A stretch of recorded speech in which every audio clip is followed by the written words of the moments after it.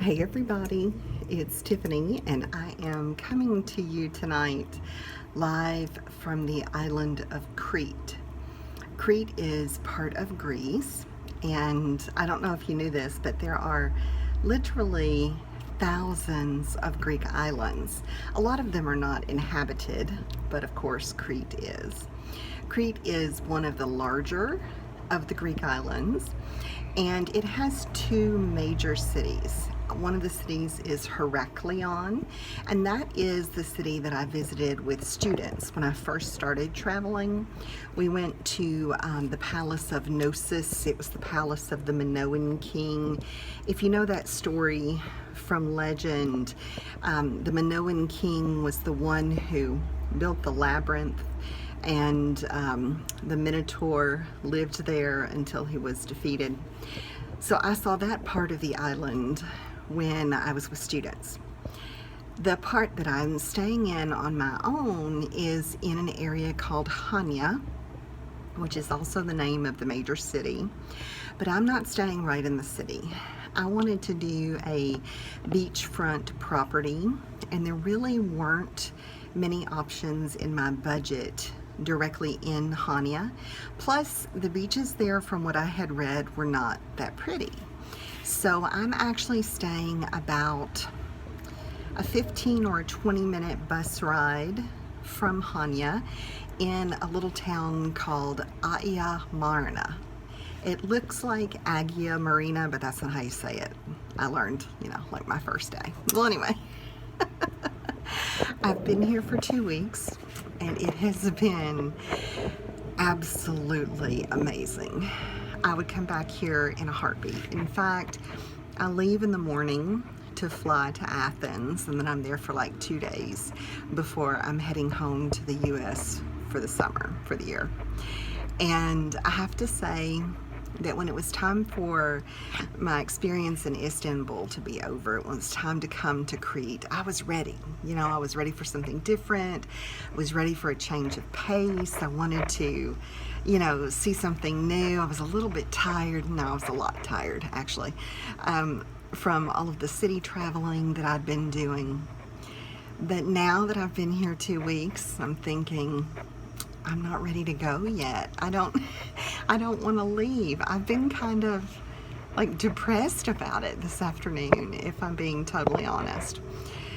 So, all good things must come to an end, and I have to get back to my regular life and all that sort of thing. But it's going to be hard to say goodbye to this place. If you've been following along my Insta stories in the Scrap Gals community, then hopefully you have a little bit of an understanding about why it's going to be so hard to leave. It is really just a magical place. I was talking with one of the hotel clerks that I made friends with while I was here, and he was telling me that it's not unusual to have 20 or 30,000 tourists along this stretch of coastline in, like June, July, and August.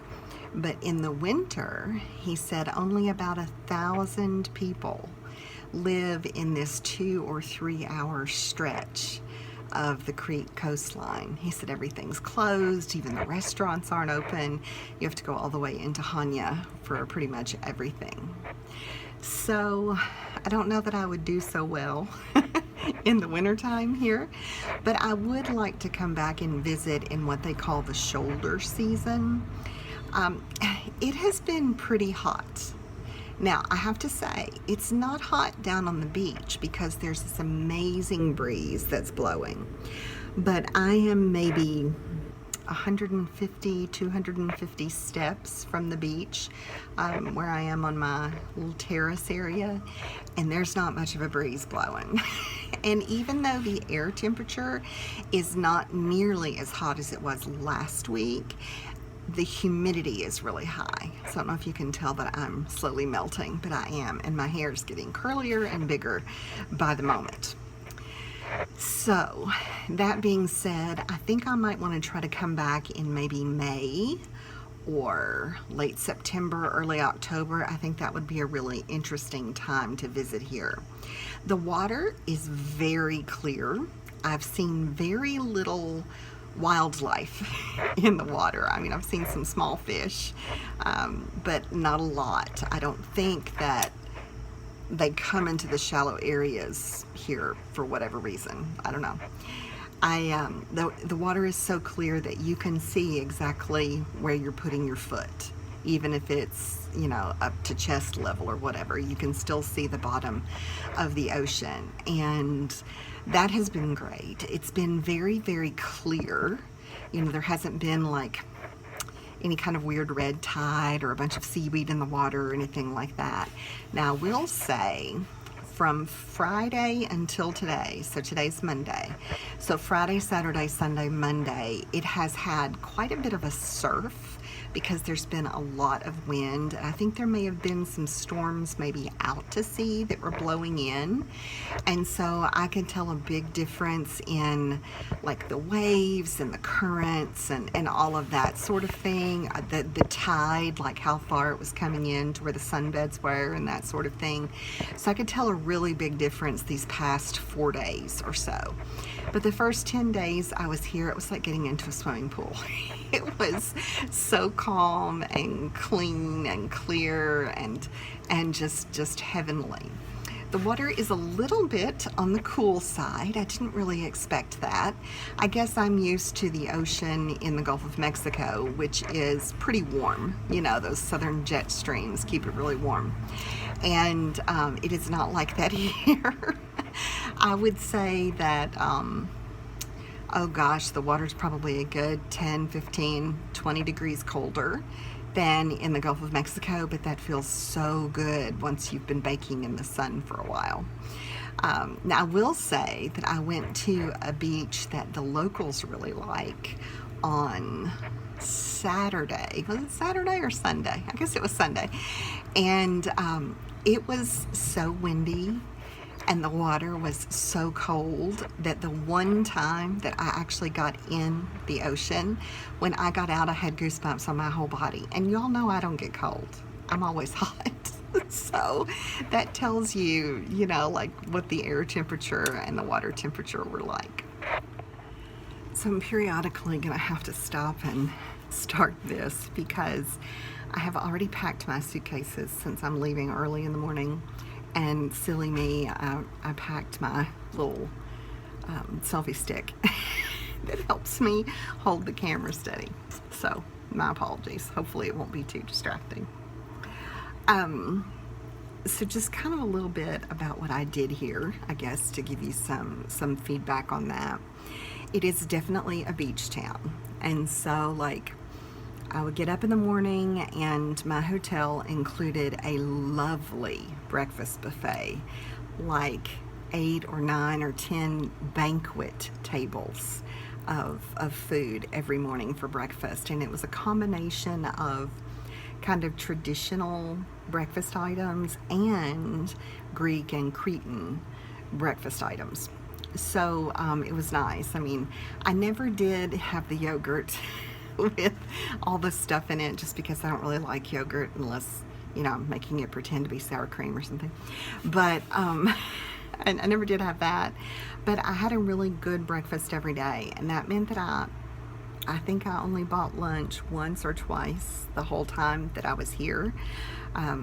One day I got a salad because I was just still hungry, and then there was another day when I was traveling. I was on a bus and I was like, I think I'm gonna need something.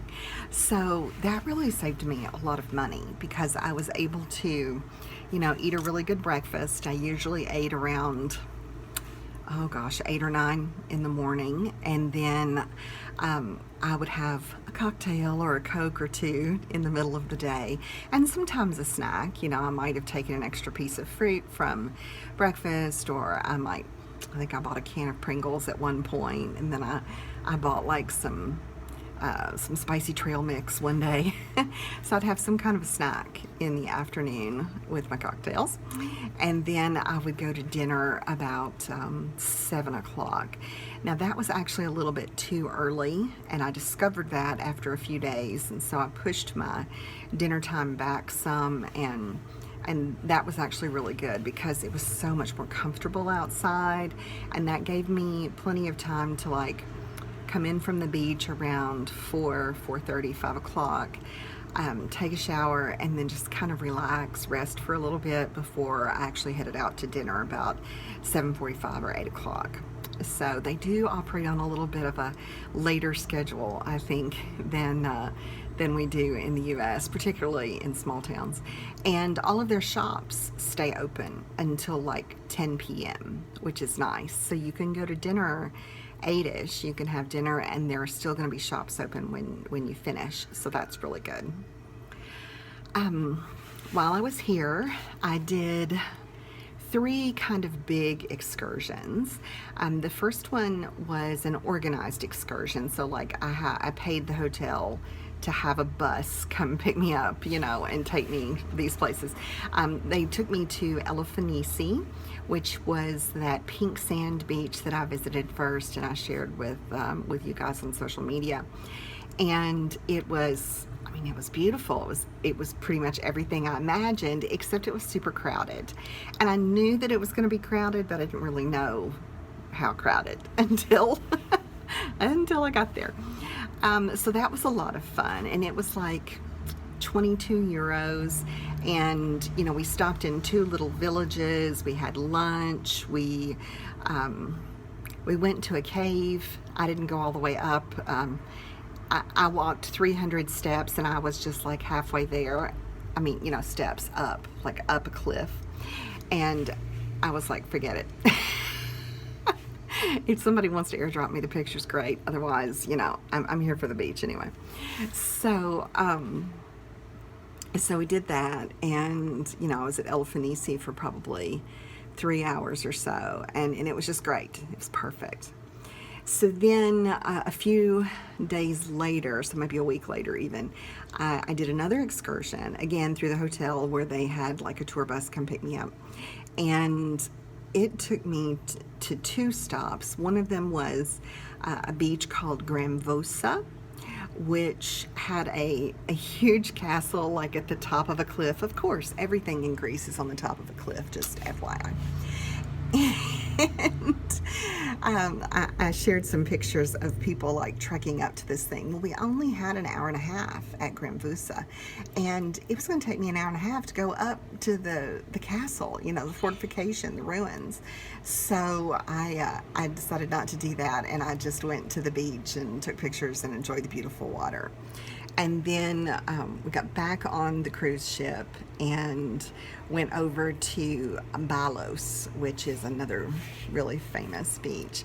And I have to say, I think it was my favorite. It was just absolutely gorgeous. And, Elafonisi gets all the credit. Like, people call it the #1 beach in the Mediterranean or in Europe, and then it's always in the top 10 beaches in the world. But I really think Balos has it beaten, and it makes like the top 5 for the Mediterranean or for the European beaches. But it was my preference, and maybe part of that is it wasn't quite so busy. I don't know. Let me switch arms a little. Maybe that was part of it, but I just really, really enjoyed it. And we were able to stay there for like 4 hours or so before we took the ship back to the port, and then I took the bus back to the hotel. And then the last one, the last excursion, I guess, that I did was just something I did on my own. My friend at the hotel, Nikos, helped me figure out how to do this, but he told me about a beach that the locals go to. So if you're Greek and you live in this area and you want to go to a really awesome beach, you go to Folisarna. And so I had to take a bus and walk down a cliff. And I enjoyed myself for like 5 or 6 hours, and then I had to walk up the cliff in order to catch the bus to come home, and it was a lot of fun. It was really, really great. So the weather wasn't like ideal because it is kind of nestled in some mountains, and it looked like there was some fog and mist and maybe even some storms that were happening up in the mountains, but they never, happened actually down on the beach. It just meant that I had kind of semi-cloudy weather off and on. But that was probably good, otherwise I might have been pretty crispy by the end of the day. Okay, so it is like 9:30 at night here, and it was starting to get dark outside, and I was like, you guys aren't going to be able to see me. It's going to be like this disembodied voice that you hear. So I have come inside, and I'm doing like the teenage thing where you lay on your bed and talk to your YouTube people. So please forgive me, but it's the only thing I could think of where I wouldn't be miserable holding the phone the whole time. So anyway, I also went into Hanya 2 different nights, and it was a bus trip in the other direction of all these other places that I visited. Hanya is a city about the size of Bowling Green, where I live, and so it's roughly 80,000 people or something like that, and I honestly only saw a very small portion of it. So it's like $1.80 or €1.80 to take the bus from Aya Marina, where I am, to Hanya, and then back you have to pay another $1.80. But it's kind of cool because you don't have to buy a ticket in advance or anything. You just get on the bus, and they have a worker who comes around and sells you a ticket, and they have this little money belt thing that they wear so that they can give you change, and it's no big deal. So what's cool is that the old part of Hanya, the old town section, is super close to the bus station. So I got off the bus, and I just followed the swarm of people who seemed to know where they were going. Because how could that be wrong, right? And thankfully it was the right move. I went too early the first time. I went at like 5 o'clock in the afternoon, and there was nowhere for me to sit on the bus, so I had to stand the whole time. And I was like holding on to the straps, like from the ceiling. They kind of look like stirrups, that you put your feet in at the OBGYN's office. And I'm kind of short, so I'm holding on to one of those, and this bus is like, it's like something out of a comic book because it's lurching and doing all this stuff, and I'm like, I'm gonna dislocate my shoulder because I'm holding on for dear life, So it was like 1,000 degrees, even though the buses were air conditioned, and there was nowhere to sit down, and I was almost, pulling my arm out of socket. And I was like, okay, the next time I come to Hanya, I'm gonna leave later because at least it'll be cooler, even if I still have to stand. So that first time, still really sunny and hot, and I walked around and I saw all kinds of, cool things. And if you are a Scrap Gal subscriber, then hopefully you've had a chance to watch my bonus content video about some of my travel stories. Hope you got a kick out of that if you did. But anyway, so, I did all that, and then by like 8 o'clock, I was exhausted. I was ready to go back to the hotel, and so I did. So the next time I went to Hanya, I actually waited until like 7:30 to leave my hotel. And the buses, they run 24 hours, about every 20 minutes. But from midnight to 6 in the morning, they only run like once an hour, okay? So I was like, okay, if I leave at 7:30, I get there by 8 o'clock, the last bus that I would really want to take back to my hotel would be like at 11:30 at night. And I had absolutely no problem making it. I actually got on like the 11 o'clock bus and came on back. Because let me tell you, going to Hanya at night was well worth it. I don't know if you guys have heard me say that Rome in the daytime is a little bit much. It's just too hot, and people are too loud, and it's too bright, and it's too everything. Well, I kind of felt that way about Hanya, even though it's a lot smaller, right? When I saw it in the sunset period, when I saw it as darkness fell on the city and the street lights came on, it was just amazingly beautiful. And I was so glad that I came back to, to see it and to enjoy it, and that I got a taste of it that way. Now, I did not make it to the fort to go through it, and I did not get there or have time to go through any of the Venetian palaces. So I guess that's a reason I need to come back to Crete so I can continue checking out Hanya a little bit. A couple of people have asked me why I did hotels this trip instead of Airbnb. And I thought this was as good a time as any to talk about that a little bit. The reason I didn't want to do an Airbnb in Turkey is because I just wasn't really sure what to expect from Istanbul. I didn't know if I would feel afraid. I didn't know how it would be for a woman traveling alone in Istanbul. And I just felt like having a concierge, like having someone who notices if I don't come back to my hotel room, that was a good thing. That it was, in a way, it kept me accountable to someone else, not because I need that for myself, but because I think it was a good, safety tip, if that makes sense. And so I was very pleased with my hotel. It was amazing. And I think I made the right call there.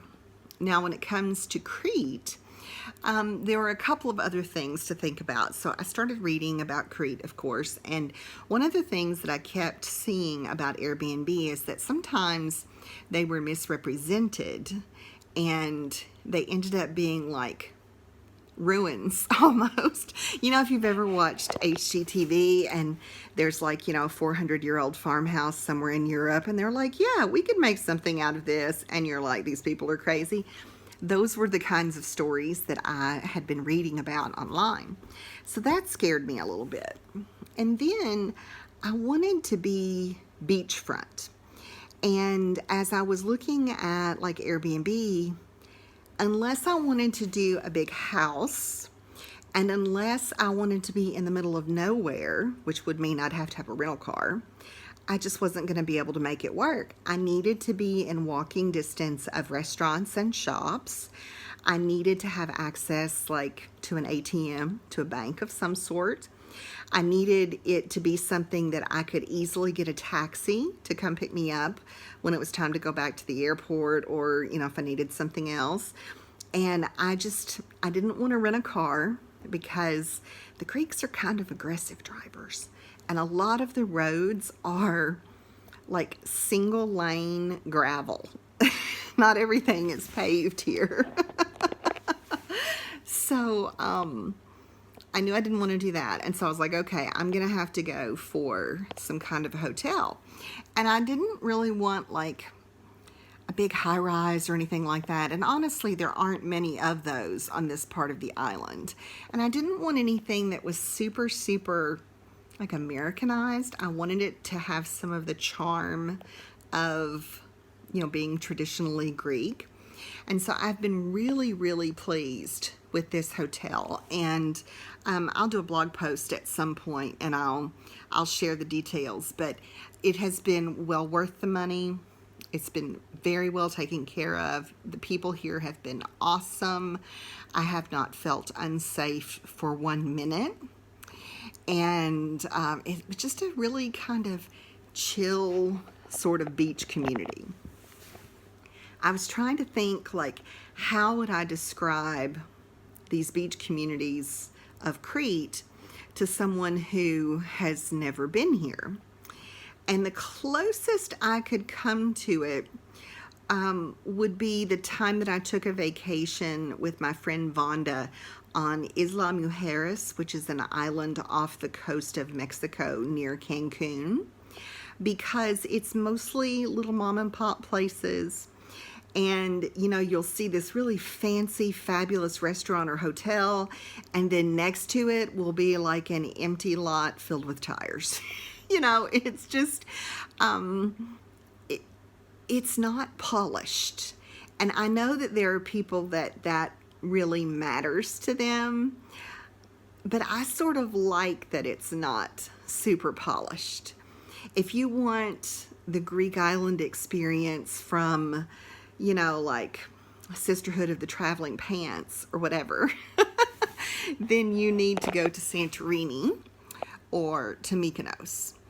If you want a Greek experience that's closer to probably how most people actually live, you know, outside of the resort areas, then Crete would be a really good option. I did have air conditioning in my hotel. I don't know if you can hear it. It kicked on just a second ago. So that's been good. My only complaint, I have to say, is that the Wi-Fi here is kind of sucky. So I have had to use my data plan every day. But you know what? That's a small price to pay. I'm not going to get all freaked out about that. It's not worth, you know, throwing a fit about or whatever, but it's just something to know. And I'm going to do all of my online reviews and that kind of thing on Yelp and TripAdvisor and all that, so that people will, you know, be able to make that judgment for themselves. Let's see. Is there anything else I need to tell you? It is a little bit of a party town. And it's kind of interesting because I have seen all ages of people. The partiers are usually about 25 and under, because I think the drinking age in Greece is like 16 or 18. I mean, I don't know, because I'm legal wherever I go. But so there are some clubs and that kind of thing. And I was invited to a couple of them, and that is just really not where I am in this stage of life. I'd rather like sit on the beach and have somebody bring me a cocktail instead of going to a club with, you know, a bunch of sweaty 20-somethings.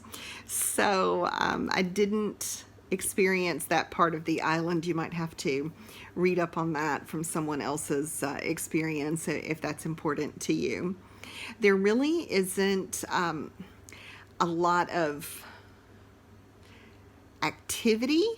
You know, I mean, for me, it's like beach, restaurant, air-conditioned hotel room, cocktails, souvenir shops. What else do I need? I mean, you know, I'm not doing any big shopping. I'm not, you know, I don't need to be entertained every minute of the day or anything like that. They do have a couple of, there's like a water park, you know, maybe 20 minutes away, and there are some like little putt-putt courses and stuff like that, you know, dotted around. But, you know, if you have little kids that you need to constantly entertain, it might not be the best place. This is more of what I would call kind of an old-fashioned, chill sort of beach vacation. I did stay at an adults-only resort, and no, people were not naked. I didn't even think about that until I made my reservation. Then I was like, oh, I wonder if that's what that means. There are nude beaches in Crete, but I did not visit any of them. I only heard about them from a friend of mine. But you are able to go topless in any beach in Greece. And so there were quite a few topless women that I saw over the course of my 2 weeks. The bathing suits here are kind of crazy. Almost no one wears a one-piece. Like, almost no woman wears a one-piece swimsuit. The ones who do are Americans, or maybe Canadians. Okay, so I had to get situated because that was making my neck hurt. So yeah, only the Americans and the Canadians seem to be fans of the one-piece swimsuit. And I guess that made me stick out a little bit, but I still felt pretty good about my suit choices. I don't feel comfortable in a bikini. So that is just not a direction that I would want to go. And I'm here to say that there was every age and shape and size and variation of body wearing swimsuits that were bikinis that I have ever seen before in my entire life. And one of the things that I noticed is that for the under 40 crowd, what I call them cheeky swimsuits, cheeky bikinis, are all the rage. Now, if you guys have ever had to take your teenage daughter to get, pretty underwear, Victoria's Secret, you probably know what I'm talking about. But cheekies are like, they're not a thong because there's more material than that. But most of the butt cheek shows outside of the underwear, right? Okay, so that's what these bikinis were like. Some of them just had like a strap, maybe like 3 fingers wide down the middle to cover up the crack.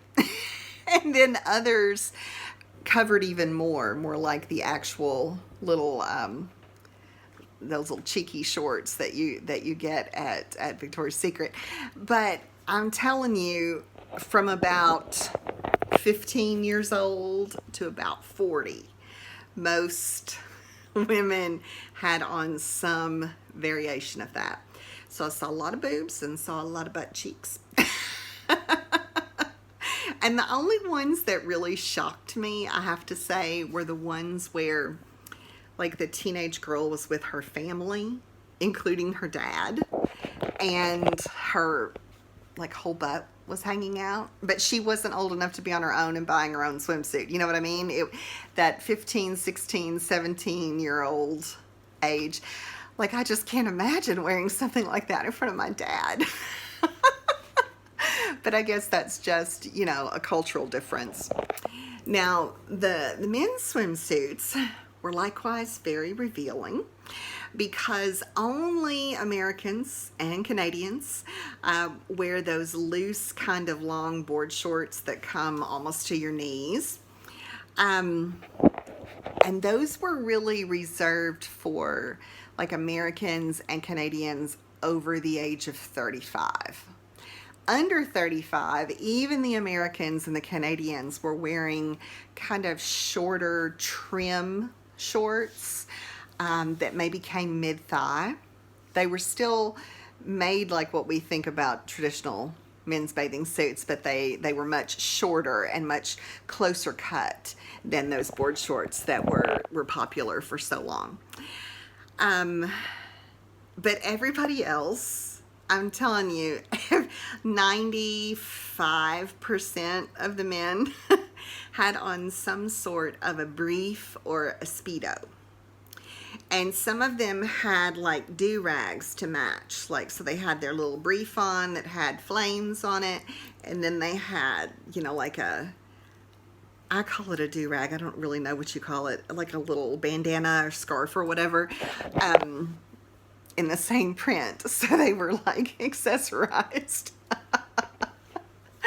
I noticed that the big group of Italians near me, their wives and husbands, their spouses, all matched. Like, not like the exact print or whatever, but if the wife had on a hot pink bikini, then the husband had on little hot pink swim trunks of some sort. And some of those were sort of like, like those little underwear things that cheerleaders and dancers wear under their uniforms so you can't see their underwear. Some of them were kind of made like that, and they were more full coverage. Some of them were almost like boxer brief length and fit, but made out of swimsuit material. And by far the most popular one, though, was what my tour guide in Australia last year lovingly called the budgie snuggler. And it's pretty much what you're imagining. All I can say is that these men were very confident about their bodies, and I'm sure that they were quite aerodynamic in the water because I guess that's important. But it does make for some interesting people watching when you consider, I saw women and men in their 70s and 80s strutting down the beach in their little Speedos and bikinis with the cheeky back. So I tried not to make it obvious when I was like surprised or slightly horrified because I didn't want my American to show too much.